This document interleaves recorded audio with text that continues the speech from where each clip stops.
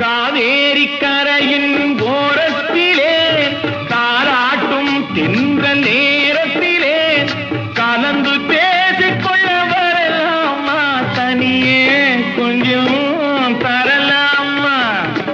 ஆற்றங்கரை என்ன அவசியமா அதிலும் கொஞ்சம் என்ன ரகசியமா தேதி குறித்து ஊரை அழைத்து காலம் அறிந்து